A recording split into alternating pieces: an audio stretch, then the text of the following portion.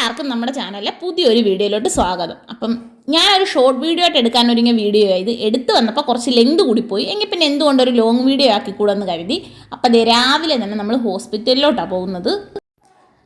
കഴിഞ്ഞ 2 ആഴ്ചയ്ക്ക് മുന്നേ ചെന്നപ്പം 2 ആഴ്ച കഴിഞ്ഞ് ചെക്കപ്പിന് ചെല്ലണമെന്ന് പറഞ്ഞായിരുന്നു. എൻഡോക്രൈനോളജിയെ കാണിക്കണമെന്ന് പറഞ്ഞ് സാധാരണ കാണിക്കുന്ന എൻ്റെ ഡോക്ടറെ കാണാൻ വേണ്ടി അല്ല പോയത്, PCOD ഒന്ന് നോക്കാൻ വേണ്ടി എൻഡോക്രൈനോളജി ആ ഡോക്ടറെ കാണാൻ വേണ്ടി പോയതായിരുന്നു. അപ്പം 11 മണിക്കായിരുന്നു നമുക്ക് ബുക്കിംഗ്. രാവിലെ ഒരു 9 മണിയൊക്കെ ആയപ്പോൾ ഇറങ്ങിയായിരുന്നു. സ്കൂളിൽ യൂത്ത് ഫെസ്റ്റിവൽ നടക്കുന്നതിൻ്റെ ഭാഗമായിട്ട് വസുവിന് സ്കൂളിൽ ക്ലാസ് ഇല്ലായിരുന്നു.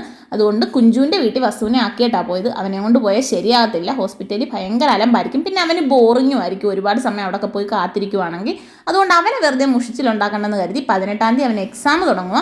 അവിടെ ആണെങ്കിൽ രേഷ്മ അവനെ പഠിപ്പിച്ചോളും. അതുകൊണ്ട് കുഞ്ചുവിൻ്റെ വീട്ടിലാക്കിയിട്ടാണ് പോയത്. ഞങ്ങൾ പോകുന്ന വഴി അവിടെ ആക്കിയിട്ടാണ് പോയത്. അവൻ്റെ കുറച്ച് ബുക്കും ഒക്കെ ആയിട്ടാണ് പോയത്. പക്ഷെ പഠിത്തമൊന്നും നടന്നില്ലെന്ന് അവൾ വിളിച്ചപ്പോൾ പറഞ്ഞത് ഫുൾ ടൈം കളിയായിരുന്നു. അവരുടെ വേറൊരു ഫ്രണ്ട് എഡ്വിനും കൂടെ വന്നിട്ടുണ്ടായിരുന്നു. ഇവർ രണ്ടും കളിക്കുന്നതെന്ന് അറിഞ്ഞപ്പോൾ അവനും കൂടെ വരണമെന്ന് പറഞ്ഞ് അങ്ങനെ അവർ 3 പേരും കൂടെ അവിടെ നല്ല തകർപ്പായിരുന്നെന്ന് അവൾ വിളിച്ചപ്പോൾ പറഞ്ഞത്. അങ്ങനെ വസുവിനെയൊക്കെ വിട്ടിട്ട് നമ്മളൊരു 9:30 കഴിഞ്ഞപ്പോൾ ഇവിടെ നിന്ന് ഇറങ്ങിയായിരുന്നു. 11 മണിയൊക്കെ കഴിഞ്ഞപ്പോൾ ഹോസ്പിറ്റലിൽ എത്തി. ഡോക്ടറുടെ അടുത്ത് വലിയ തിരക്കൊന്നും ഇല്ലായിരുന്നു, ഒട്ടും തിരക്കില്ലായിരുന്നു. പക്ഷേ ഈ BP ഒക്കെ നോക്കുന്നിടത്തൊക്കെ വലിയൊരു ചടങ്ങായിരുന്നു. എല്ലാ തവണയും നമ്മൾ ചെല്ലുമ്പം ആദ്യം നമ്മൾ ഈ BPയും ഹൈറ്റും വെയിറ്റും ഒക്കെ നോക്കും. പിന്നെ നമ്മുടെ വിരലിലൊരു സംഭവം വെച്ച് നോക്കും. അതെന്തുവാണെന്ന് എനിക്കറിയത്തില്ല. എനിക്ക് തോന്നുന്നു എനിക്കറിയത്തില്ല എന്തുവാന്ന്. ഞാൻ കിടന്ന സമയം മൊത്തം നോക്കും. ഞാൻ അബദ്ധമൊന്നും പറയുന്നില്ല, എനിക്കറിയത്തില്ല അത് എന്തുവാണെന്ന്. അപ്പോൾ അറിയാവുന്നവർ പറയുക, എനിക്കറിയത്തില്ല. അപ്പോൾ അതൊക്കെ നോക്കും. അപ്പോൾ അതിന് വേണ്ടി കുറേ സമയം ഇങ്ങനെ പോകും. നമ്മൾ ചെല്ലുമ്പോഴൊക്കെ ഹൈറ്റും വെയിറ്റും നോക്കും. അപ്പം ഞാനിപ്പോൾ ഡയറ്റിലാണ്. അപ്പം വെയിറ്റ് കുറയുന്നുണ്ട്, ചെല്ലുമ്പോഴൊക്കെ നമ്മുടെ വെയിറ്റ് കുറയുന്നുണ്ട്. അപ്പോൾ അവിടുന്ന് നേരെ പോയത് PCODയുടെ നോക്കാൻ വേണ്ടി ഗൈനക്കോളജി അവിടെ ആയിരുന്നു. അപ്പം അവിടെ ചെന്നെടുത്തും സെയിം പ്രൊസീജിയറൊക്കെ തന്നെ ആയിരുന്നു. ഈ സെയിം BPയും ഹൈറ്റും വെയിറ്റും ഒക്കെ നോക്കുമായിരുന്നു. പക്ഷേ നമ്മൾ ആദ്യം നോക്കിയെടുത്ത സിസ്റ്റർ ആണെന്ന് തോന്നുന്നു. പക്ഷേ അവർ മലയാളിയല്ലായിരുന്നു, എന്തോ ഹിന്ദി അതൊക്കെ. അവരങ്ങനെ സംസാരിക്കത്തില്ല നമ്മളോടധികം. പക്ഷേ ഇത് വന്നിട്ട് മലയാളിയായിരുന്നു. സിസ്റ്റർ ഭയങ്കര ഫ്രണ്ട്ലി ആയിരുന്നു. ഞാനങ്ങനെ പെട്ടെന്ന് കയറി ഫ്രണ്ട്ലി ആകുന്ന ഒരാളല്ല, പക്ഷേ സിസ്റ്റർ ഭയങ്കര ഫ്രണ്ട്ലി ആയിരുന്നു. ഞാൻ വീഡിയോ എടുക്കുന്നുണ്ടപ്പം യൂട്യൂബ് ചാനലുണ്ടെന്നൊക്കെ പറഞ്ഞപ്പം പേരൊക്കെ ചോദിച്ച് സബ്സ്ക്രൈബേഴ്സ് എത്ര ഉണ്ട്, എത്ര നാളായി തുടങ്ങിയിട്ട് ഭയങ്കര വിശേഷമൊക്കെ തിരക്കി. പിന്നെ എൻ്റെ കൈക്ക് വണ്ണമുള്ളതുകൊണ്ട് ആ ചുറ്റിയ ബെൽറ്റ് വന്ന് തിരിഞ്ഞടിച്ചെന്നൊക്കെ പറഞ്ഞ് സിസ്റ്റർ എന്നെ കളിയാക്കുകയൊക്കെ ചെയ്തായിരുന്നു. പിന്നെ വർക്കൗട്ടൊക്കെ ചെയ്താൽ മതി, വെയിറ്റൊക്കെ കുറയും, സിസ്റ്റർക്കും വണ്ണമൊക്കെ ഉണ്ടായിരുന്നു എന്നൊക്കെ പറഞ്ഞ് എനിക്ക് കുറച്ച് മോട്ടിവേഷനൊക്കെ തന്നു. കുറേ നേരം സംസാരിക്കുകയൊക്കെ ചെയ്ത് എല്ലാം കഴിഞ്ഞ് ഞാൻ പോകാൻ ഇറങ്ങിയപ്പോൾ വീണ്ടും എന്നോട് ചോദിച്ചു യൂട്യൂബ് ചാനലിൻ്റെ പേരൊക്കെ എന്തുവാന്ന്. അത്രയ്ക്ക് ഫ്രണ്ട്ലി ആയിരുന്നു സിസ്റ്റർ. ഞാൻ പേരൊക്കെ പറഞ്ഞു കൊടുത്തിട്ടുണ്ട് യൂട്യൂബ് ചാനലിൻ്റെ. അങ്ങനെ ഗൈനക്കോളജി ഡോക്ടറെ കണ്ട് പ്രത്യേകിച്ച് കുഴപ്പമൊന്നുമില്ല, വൈറ്റമിൻ ടാബ്ലറ്റ്സ് മാത്രം കഴിച്ചാൽ മതി, വേറെ പ്രശ്നമൊന്നും ഇല്ലെന്ന് പറഞ്ഞ് നമ്മൾ അവിടെ നിന്ന് ഇറങ്ങി നേരെ പോകുന്നത് തിരുവല്ലയിൽ തന്നെ ഗരുഡാഗിരി ഷാപ്പിലോട്ടാണ്. തിരുവല്ലയിലാണെന്ന് തോന്നുന്നു, ഗരുഡാഗിരി ഷാപ്പിലോട്ടായിരുന്നു. കുറേ നാളിന് മുന്നേ വസുവിൻ്റെ തൊണ്ട കാണിക്കാൻ വേണ്ടി പോയപ്പം ബാത്റൂമിൽ കയറി. അപ്പോൾ എൻ്റെ ഒരു വാച്ച് അവിടെ വെച്ച് മറന്നായിരുന്നു. ചേട്ടനും ഞാനും വസുവും കൂടെ പോയപ്പം ആ വാച്ച് എടുക്കാൻ വേണ്ടിയാണ് നമ്മളിപ്പോൾ അവിടോട്ട് പോയത്. 2-3 വട്ടം ഹോസ്പിറ്റലിൽ പോയെങ്കിലും സമയത്തിൻ്റെ കുറവ് കൊണ്ട് വാച്ച് എടുക്കാൻ പറ്റിയില്ല. അപ്പോൾ ഇത്തവണ എന്തായാലും വാച്ച് എടുക്കണമെന്ന് തന്നെ വിചാരിച്ച് കയറിയതാണ്. അപ്പോൾ അതേ ചെന്നപ്പം നല്ല തിരക്കുണ്ടായിരുന്നു. വാച്ച് മറന്നുപോയ വാച്ച് എടുക്കാൻ നമ്മൾ ഷാപ്പിൽ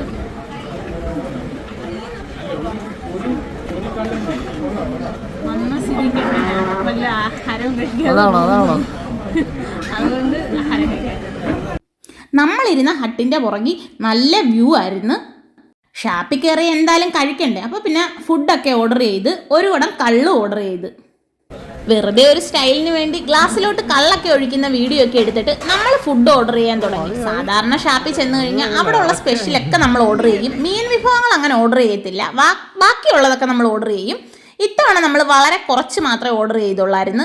പന്നിയും പിന്നെ അതുപോലെ ഒരു പ്ലേറ്റ് താറാവും പിന്നെ ഒരു പൊടിമീൻ ഫ്രൈയും, ഇത് 3 മാത്രമേ ഓർഡർ ചെയ്തുള്ളൂ. ഞാൻ ചോറാണ് വാങ്ങിയത്, അച്ചുവും ചേട്ടനും പുഴുക്കും കപ്പയും വാങ്ങിയത്.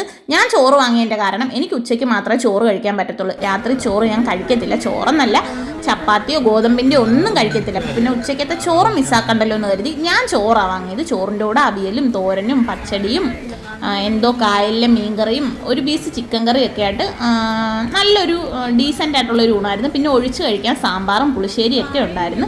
പിന്നെ താറാവും ഒക്കെ കൂട്ടി ഞങ്ങൾ കഴിച്ചു. പന്നി ഞാൻ അധികം എടുത്തില്ല, അതിനകത്ത് കുറച്ച് കൂടുതൽ കൊഴുപ്പുണ്ടായിരുന്നു. എനിക്ക് അങ്ങനെ പന്നിയൊന്നും കഴിക്കാൻ പാടില്ലെന്നാണ് ഡോക്ടർ പറഞ്ഞേക്കുന്നത്. അപ്പം വളരെ കുറച്ച് മാത്രമേ കഴിച്ചുള്ളൂ. പിന്നെ എന്നെ കരുതിയാണ് ഞാൻ ആ പൊടിമീൻ ഫ്രൈ വാങ്ങിച്ചത്. എനിക്ക് എന്തെങ്കിലും ഒരു മീൻ വറുത്തതില്ലാതെ പറ്റത്തില്ല.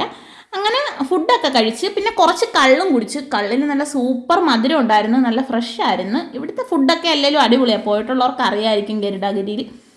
അങ്ങനെ വാച്ചാണെങ്കിൽ പറയാതിരിക്കാൻ വയ്യ. ടിഷ്യൂ പേപ്പറിലൊക്കെ പൊതിഞ്ഞൊരു 1.5 മാസമായെങ്കിലും അവർ നല്ല അടിപൊളിയായിട്ട് വെച്ചിട്ടുണ്ടായിരുന്നു, ഒരു പോറൽ പോലും ഏൽക്കാതെ. അങ്ങനെ വാച്ചൊക്കെ വാങ്ങി ഫുഡൊക്കെ കഴിച്ച് വയറൊക്കെ വീർത്ത് നല്ല സന്തോഷമായിട്ട് ഞങ്ങൾ അവിടെ നിന്ന് ഇറങ്ങി. പിന്നെ പെട്ടെന്നായിരുന്നു ശ്രീജ ചേച്ചിയെ കൊണ്ട് നമുക്ക് വിരൽ കാണിക്കാൻ വേണ്ടി ഹോസ്പിറ്റലിൽ പോകണമായിരുന്നു. അപ്പം ഞാൻ പോകുന്ന വഴി വസുവിനെയും കൂടെ കൂട്ടി തിരുവല്ലയിൽ നിന്ന് ഞാൻ അവന് വേണ്ടി ഡോണട്ട് വാങ്ങിയായിരുന്നു. നല്ല സൂപ്പർ ഡോണട്ടായിരുന്നു, അകത്ത് കസ്റ്റാർഡൊക്കെ ഫില്ല് ചെയ്ത. പക്ഷേ ചേട്ടനും അച്ഛനും ഇഷ്ടപ്പെട്ടില്ല.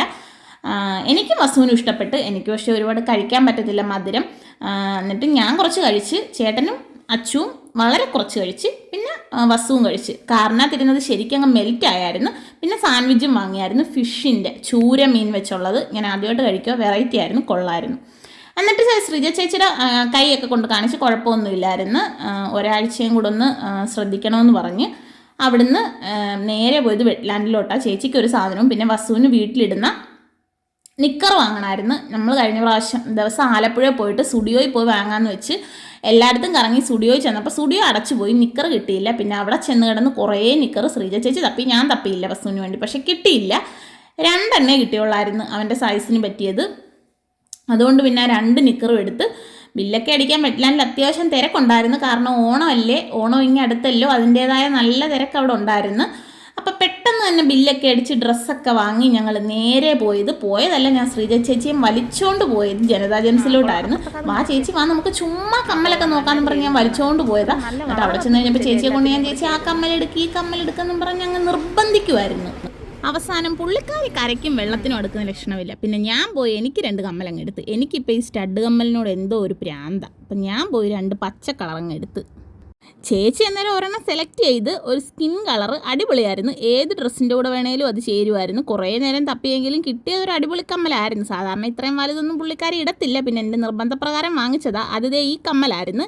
എങ്കിലും അതിനേക്കാളും കുറച്ചും കൂടെ നല്ലത് ഇതാണെന്ന് പറഞ്ഞ് ഞാൻ ഇതെടുപ്പിച്ച്. ഇത് റെഡും ഗ്രീനും താഴെ മുത്ത് വരുന്നതായിരുന്നു. ഇതും ഏത് കളർ ഇതിൻ്റെ കൂടെയും ചേരുമല്ലോ. പുള്ളിക്കാരിക്കാണെങ്കിൽ ഒരു കല്യാണമൊക്കെ വരുന്നുണ്ട്, അപ്പോൾ സാരിയുടെ കൂടെ ഇതൊക്കെ ആയിരിക്കും കുറച്ചും കൂടെ അടിപൊളിയെന്നും പറഞ്ഞ് പിന്നെ അവസാനം ഒരു വിധത്തിൽ ഇതങ്ങ് എടുപ്പിച്ച്. അപ്പം കടയ്ക്ക് അവർ ഷട്ടർ ഇടാറായിരുന്നു.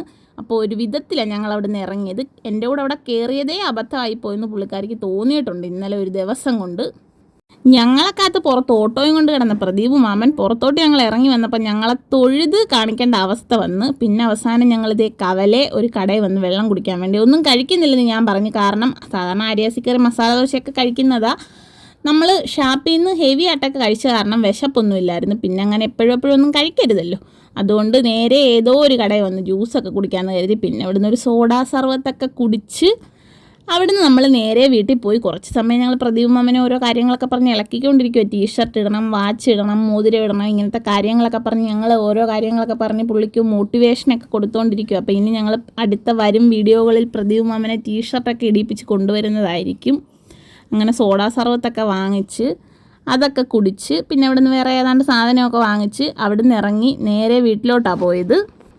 അപ്പം ജനതാ ജെംസിൽ നിന്നപ്പോൾ ചേട്ടൻ എന്നെ ഇടയ്ക്കൊന്ന് വിളിച്ചായിരുന്നു, എവിടാന്ന് ചോദിച്ച്. ഞാൻ പറഞ്ഞ് ശ്രീജ ചേച്ചിക്ക് കമ്മൽ വാങ്ങിക്കാൻ വേണ്ടി ഇവിടെ കയറിയതാന്ന് പറഞ്ഞ് ശ്രീജ ചേച്ചിയുടെ തലയിലങ്ങ് വെച്ച് കൊടുത്ത്. അല്ലെങ്കിലും പ്രശ്നമൊന്നും ഇല്ല, ഞങ്ങളിങ്ങനെയുള്ള കാര്യങ്ങളിലോട്ട് കയറിയാൽ പിന്നെ ഇറങ്ങി വരാൻ കുറച്ച് പാടാണെന്ന് അവർക്കൊക്കെ അറിയാം. അങ്ങനെ കുറേ നേരം കഴിഞ്ഞ് ഞങ്ങളൊരു വിധത്തിൽ തിരിച്ച് വീട്ടിലെത്തി. അപ്പോൾ ഇത്രയൊക്കെയുള്ളൂ വീഡിയോ. അപ്പോൾ വീഡിയോ കണ്ട് ഇഷ്ടപ്പെട്ടാൽ സപ്പോർട്ട് ചെയ്യണം. ടാറ്റാ.